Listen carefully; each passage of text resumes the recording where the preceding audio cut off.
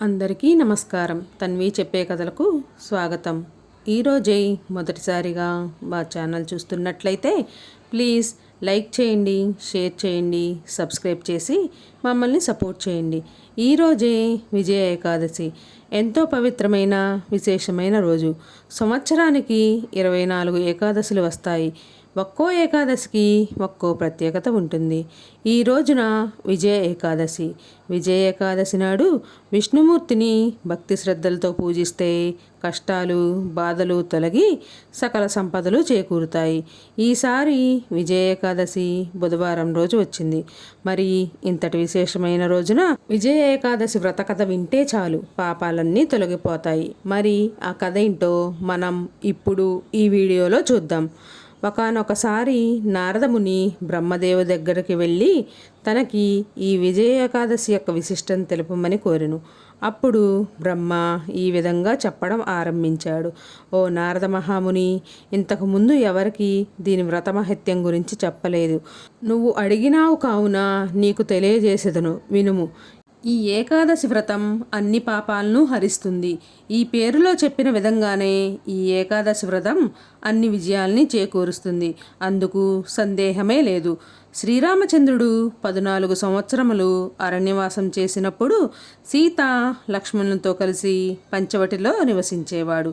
రావణుడు సీతాదేవిని అపహరించినప్పుడు శ్రీరాముడు దిగులుతో అన్నీ కోల్పోయిన వాడిలా ఉండెను. సీతాదేవిని వెతికే క్రమంలో జటాయువు మరణించబోతుండగా చూసి ఏమైంది అని వివరం అడుగగా జటాయువు సీతమ్మని రావణాసురుడు ఎలా అపహరించాడో, సీతామాతను కాపాడబోయి రావణుని చేతిలో రెక్కలు తెగిపడిన విషయం వివరించి మరణిస్తాడు. శ్రీరాముడు తన సీత కోసం జటాయువు చేసిన ప్రాణత్యాగానికి జటాయువునికి వైకుంఠలోక ప్రాప్తి ప్రసాదిస్తాడు.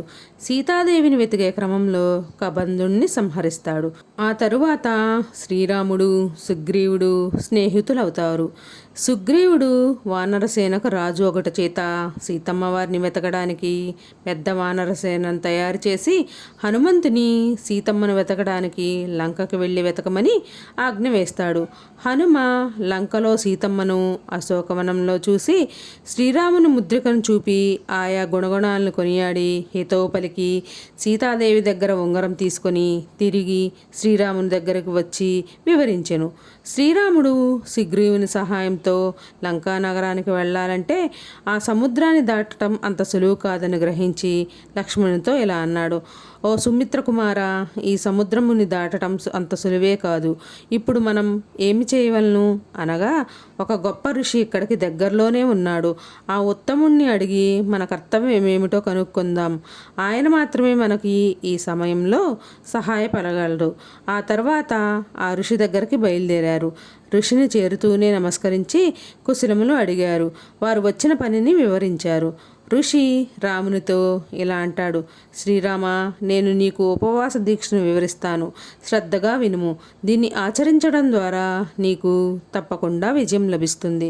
ఏకాదశి ముందు రోజు ఒక వెండి, ఇత్తడి లేదా బంగారం ఏది లేకపోతే మట్టి కుండ ఒకటి తీసుకొని అందులో నీళ్లు పోసి నవధాన్యాలు, పసుపు, కుంకుమ వేసి కొండకు తోరణాలు కట్టి అందంగా అలంకరించాలి.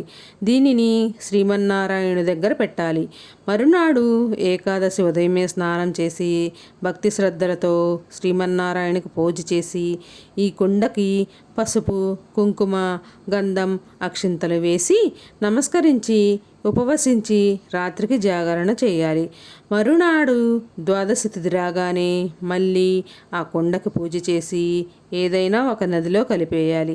తరువాత ఎవరికైనా భోజనం పెట్టి నువ్వు భోజనం చేయాలి. ఈ విధంగా నువ్వు ఉపవాసం చేస్తే తప్పకుండా విజయం లభిస్తుంది అని చెప్పాను. శ్రీరామచంద్రుడు ఋషి చెప్పినట్టుగానే వ్రతం పాటించి లంక మీద విజయం సాధించాడు. ఈ వ్రతం ఎవరైతే ఆచరిస్తారో వారికి వైకుంఠ ప్రాప్తి కూడా కలుగుతుంది.